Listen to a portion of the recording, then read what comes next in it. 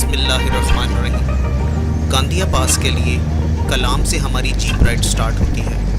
कलाम के घने और खूबसूरत जंगल से गुजरते हुए तकरीबन 1.5 घंटे में हम पलोगा विलेज पहुंच जाते हैं। जीप से अपना सामान ऑफ लोड करने के बाद हमारा ट्रैक स्टार्ट हो जाता है। यहाँ से हमारी फर्स्ट कैंप साइट गंज बनाल है, जो कि पलोगा से 3 से 4 घंटे के फासले पर है। पलोगा विलेज माहोडन झील के रास्ते में चश्मा शफा से थोड़ा पहले है। दाएं तरफ बहता साफ शफाफ तेज बहाव के पानी का नाला इसकी खूबसूरती को 4 चांद लगाता है। हर तरफ छाए पेपर ट्रीज की वजह से हवा, जो कि पानियों को छूकर आती है, ठंडक और ताजगी का एहसास दिलाती है। और इसी तिलस्माती मंजर ने हमें यहीं अपना कैंप स्टैब्लिश करने पर मजबूर कर दिया। दरख्त के नीचे लेटे मज़े से अपनी आंखें बंद किए जुल्फ़कार भाई इस मंज़र का एक हिस्सा ही मालूम हो रहे थे। पानी की हल्की हल्की फवार और ज़मीन की ठंडक से डॉक्टर ज़िया और इरफान भाई भी लुत्फ़अंदोज़ हो रहे थे।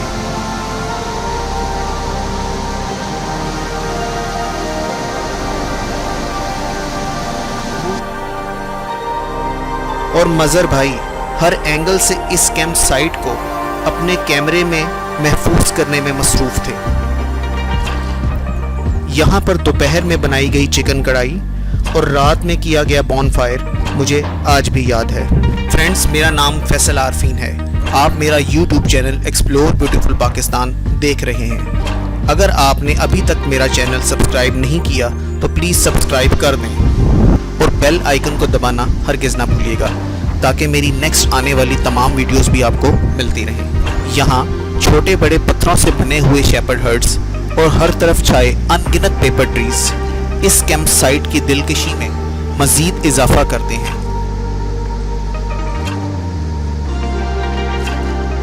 वैसे तो हमारी फर्स्ट कैंप साइट गंज बनाल थी, मगर इस खूबसूरत जगह ने हमें यहाँ रुकने पर मजबूर कर दिया था।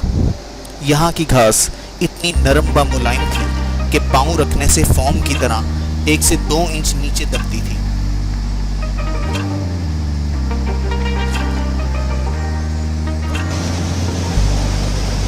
और हमेशा की तरह हम 5 मेंबर्स मज़र भाई, इरफान भाई, डॉक्टर ज़िया, जुल्फ़कार भाई और मैं फैसल आरफीन इस ट्रैक में शामिल थे।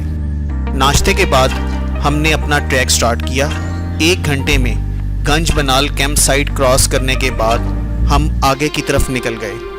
यहाँ से हमारी सेकंड कैंप साइट अपर जब्बा थी, जो कि यहाँ से 4-5 घंटे के फासले पर है। फ्रेंड्स, क्योंकि हमने अपना ट्रैक अर्ली जून में प्लान किया था, इसलिए हमें ट्रैक के दूसरे दिन ही कुछ फासले पर स्नो पैचेस मिलते रहे। कुछ फासला तय करने के बाद हमारा पूरा ट्रैक अब ग्लेशियर्स के ऊपर ही था। 5 घंटे ट्रैक के बाद हम अपनी दूसरी कैंप साइट अपर जब्बा पहुंच चुके थे। इस कैंप साइट में पत्थर की एक बहुत बड़ी रिज हमें दूर से ही नजर आना शुरू हो जाती है। रॉक क्लाइंबिंग के शौकीन ट्रैकर्स यहां अपना प्रैक्टिस सेशन भी कर सकते हैं।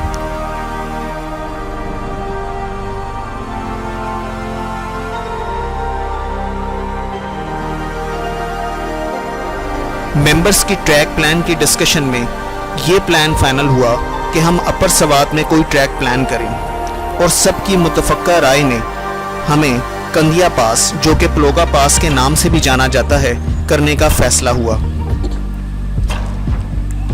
हमारी सेकंड कैंप साइट अपर जब्बा के सवाए जहां तक हमारी नज़र जाती थी, हर चीज़ ने बर्फ़ की सफ़ेद चादर ओढ़ रखी थी।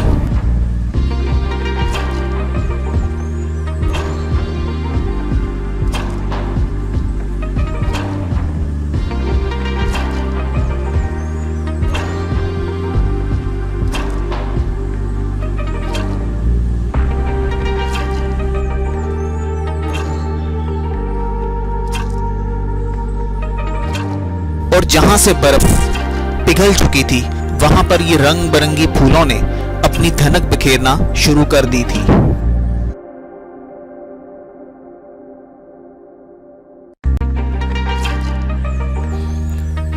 हम पत्थरों की रिज की टॉप पर चढ़े और कैंप की सराउंडिंग्स के व्यूज भी कैप्चर किए।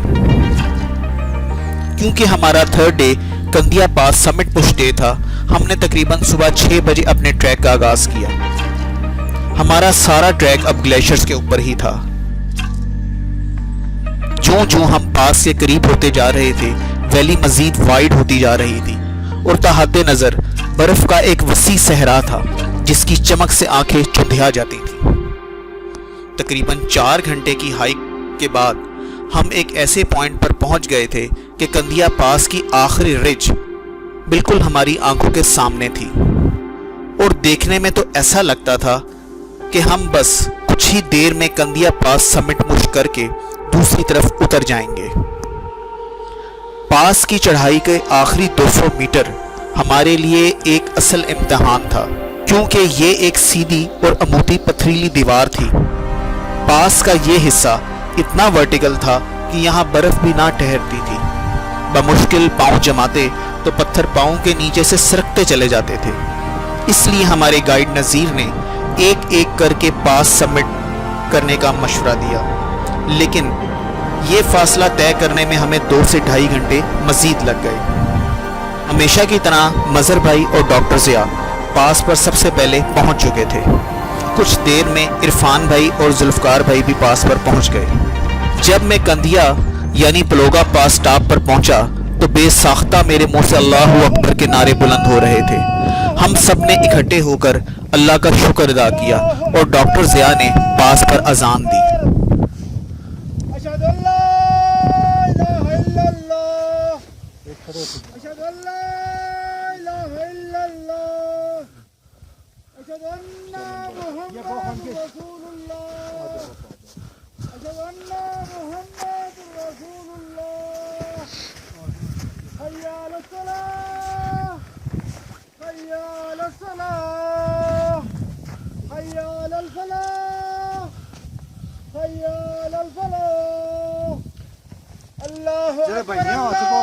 किसी भी पास के टॉप पर पहुंचकर जो एरियल व्यू नजर आता है उसको अल्फाज में बयान करना बहुत मुश्किल है। हमारी मालूमात के मुताबिक ये पास हमसे पहले 2005 में अजीम एसपीएस ट्रैकर्स ने पार किया था। ये अभी भी एक पुरसरार राजों से भरा हुआ और कम सफर किया गया इलाका है। हमारा ये पास क्रॉस करके दूसरी तरफ पहुंचना वहां के मुकामी लोगों के लिए एक हैरत अंगेज बात थी, क्योंकि उन्हें लगता था कि मगरबी तरफ से मुकामी लोगों के अलावा कोई भी दूसरा शख्स इनकी वादी को पार नहीं कर सकता। आई थिंक ये पलोगा पास कहलाता है।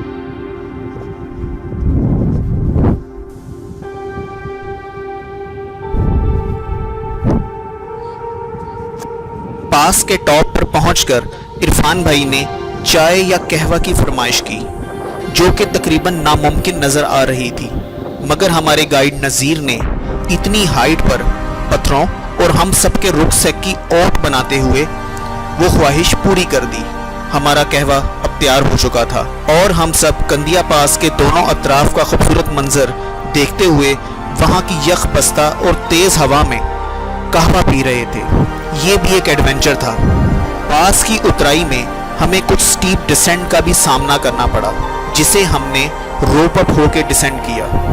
कई पॉइंट पर यह डिसेंट इतना स्टीप था कि मैं वहां से स्लाइड लेता हुआ नीचे उतरा और मुझे ये बहुत मजे का एक्सपीरियंस लगा। मुझे देखते हुए इरफान भाई ने भी अपना शौक पूरा किया। जाने दे, हाथों से हो जाने दे। लेकिन मैं अपने ट्रैकर फ्रेंड्स को किसी भी ऐसे पॉइंट पर स्लाइड ना लेने का मशवरा दूंगा, क्योंकि मैंने ये गलत किया। क्योंकि बर्फ के नीचे पत्थर और क्रेविसेस से हमें किसी भी नुकसान का सामना करना पड़ सकता है, जो कि ना सिर्फ अपनी बल्कि दूसरे मेंबर्स के लिए भी परेशानी का सबब बन सकता है। पास डिसेंड करते हुए राइट साइड पर एक बहुत खूबसूरत नीले पानियों की लेक भी है, मगर अर्ली सीजन होने की वजह से हमें वो फ्रोजन मिली।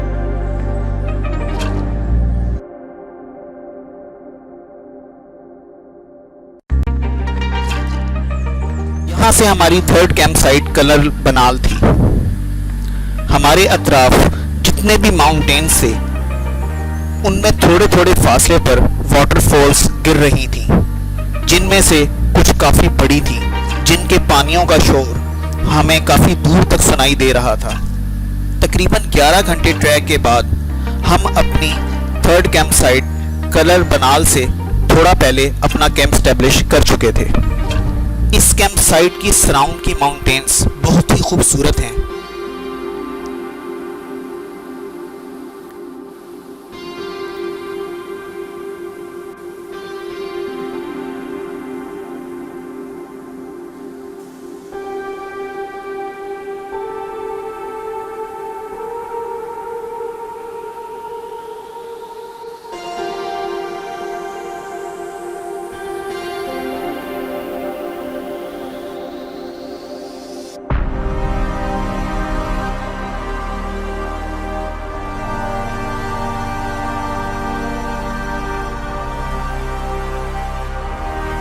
यहाँ से अब हमारी फोर्थ कैंप साइट सूमी थी। अब हम कोहिस्तान में अपना ट्रैक कर रहे थे।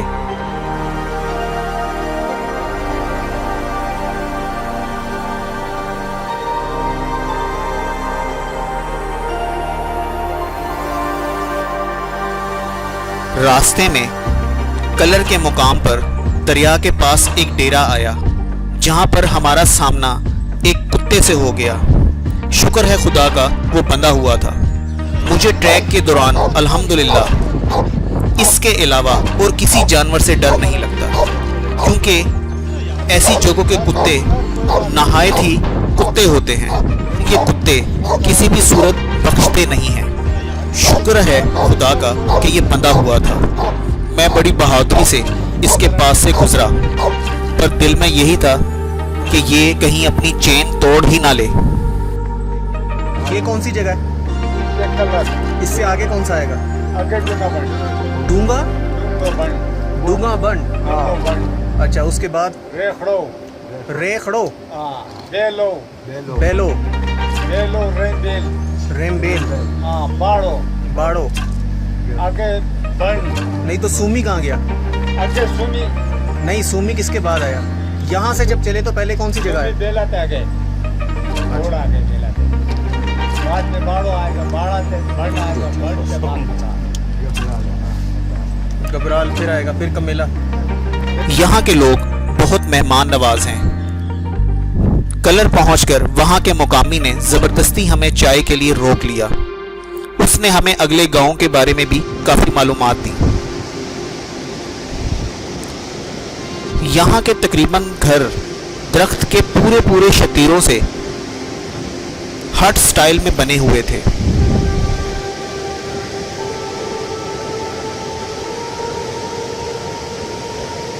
कलर से आगे अब हमने दरिया क्रॉस करके दूसरी तरफ जाना था।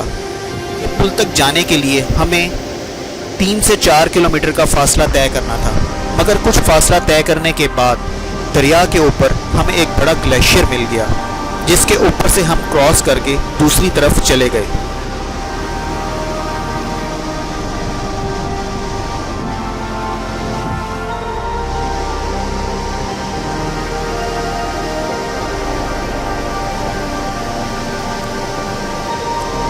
मैं ग्लेशियर क्रॉस करते वीडियो बना रहा था, मगर नज़ीर के बड़े भाई ने मुझे कैमरा बंद करके एहतियात से दरिया अबूर करने का मशवरा दिया, क्योंकि इस दरिया के पानी का बहाव काफ़ी तेज़ था। ये बंद करो अभी।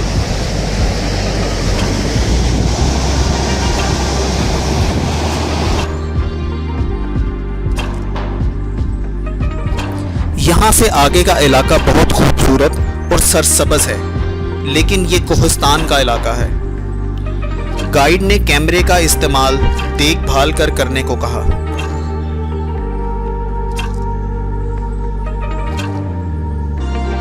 और हम जिस भी गांव से गुजरे वहां के लोग हमें बड़ी हैरत से देखते थे।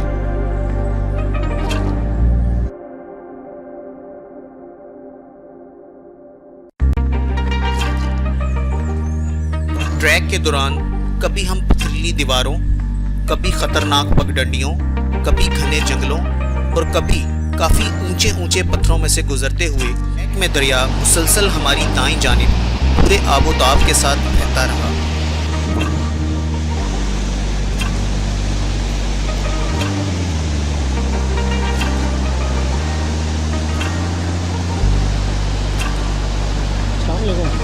क्या हाल है भाई, ठीक ठाक हो?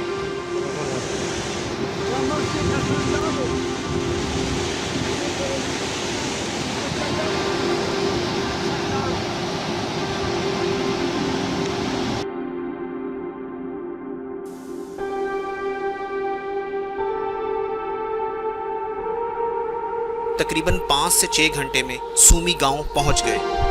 सूमी से पहले हमने एक बहुत धुंधो तेज नाला पुल पर से क्रॉस किया जो कि मैदान से आ रहा है।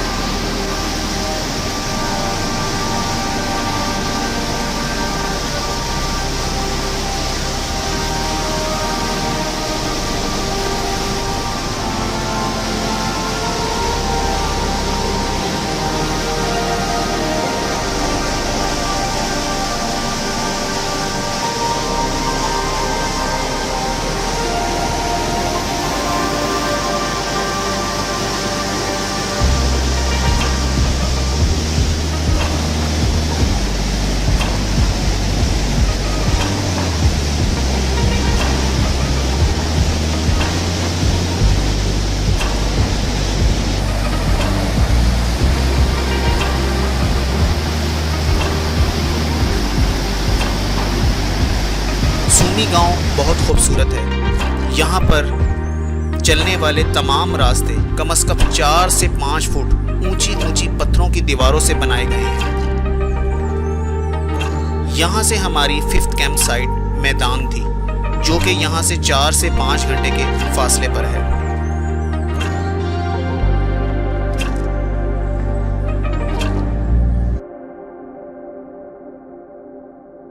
मैदान के रास्ते में एक साफ शफाफ पानी का फूटता हुआ चश्मा भी आता है जिसका पानी मिनरल से भरपूर है।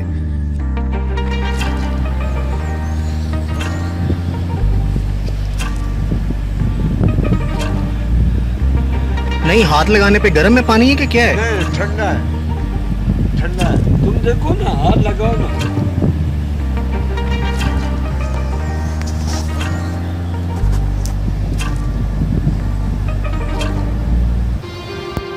ये तो स्विट्जरलैंड है। हाँ ना, स्विट्जरलैंड। ये तुमको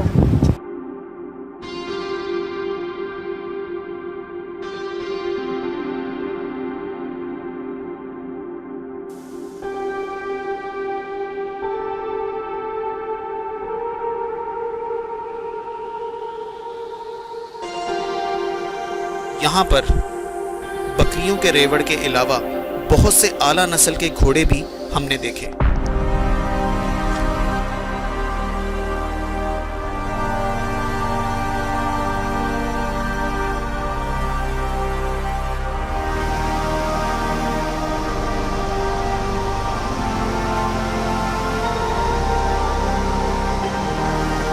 मैदान पहुंचकर मैंने अपने बाकी चारों फ्रेंड्स को पंप करके ठंडे यख बस्ता पानी में उतार दिया, पर माजरत के साथ उनकी तस्वीर या वीडियोस लगाने से कासिर हूँ।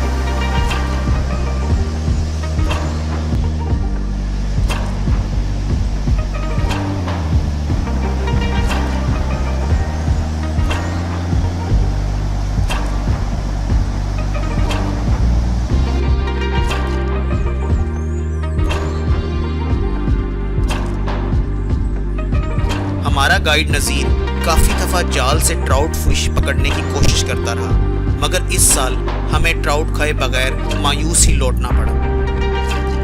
दोपहर में हमने वेजिटेबल राइस खाए,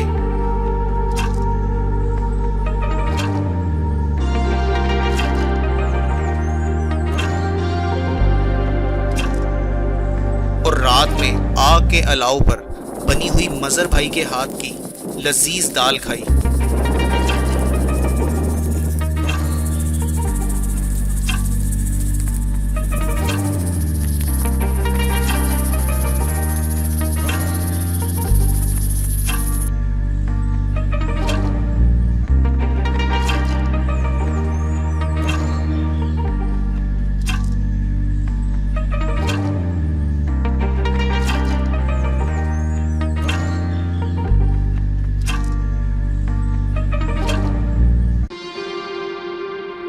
मैदान से अगले दिन वापसी पर सूमी गांव में बनी हुई लकड़ी की खूबसूरत मस्जिद भी देखी, जो कि फ़न तामीर का एक ऐसी जगह पर होना एक शाहकार से कम नहीं। इसी असना में हमारा एक दुम्बे का सौदा भी हो गया और हमने उसका गोश्त बनवाकर अपने साथ रख लिया कि गबराल पहुंचकर इंशाअल्लाह बनाएंगे।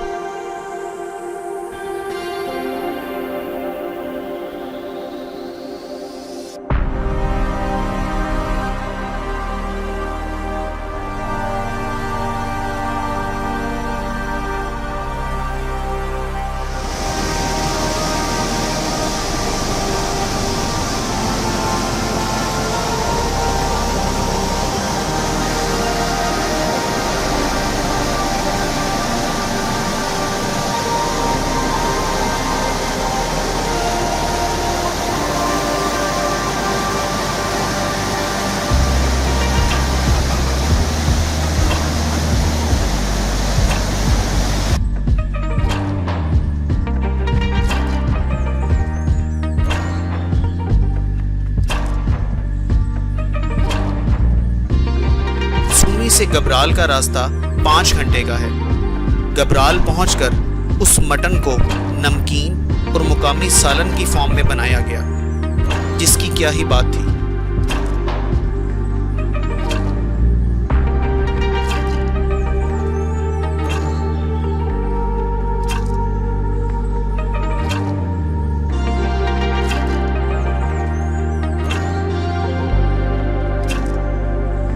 गबराल से हमारी लास्ट डेस्टिनेशन कमेला थी, जो कि यहाँ से 25 किलोमीटर के फासले पर शाहराह कराक्रम पर वाक़या है।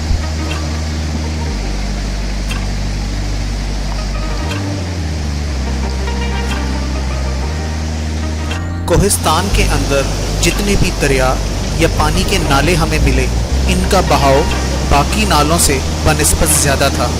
और सबसे हैरानकुन बात ये थी कि इनका पानी दूध की तरह बिल्कुल सफ़ेद था।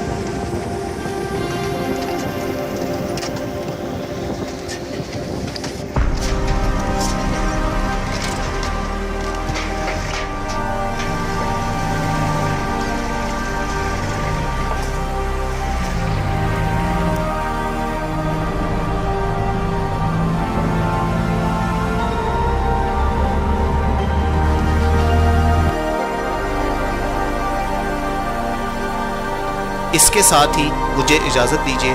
अल्लाह पाक आपका हामी और नासिर हो। अल्लाह हाफिज़।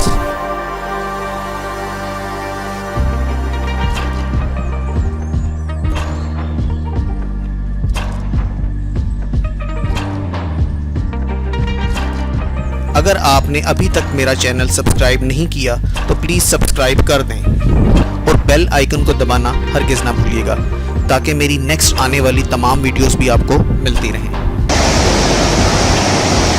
जब देखें वहाँ से कितना शोर उसमें आ रहा है और दरियाए सिंध में आके इसका पता ही नहीं लग रहा कहाँ हुआ है।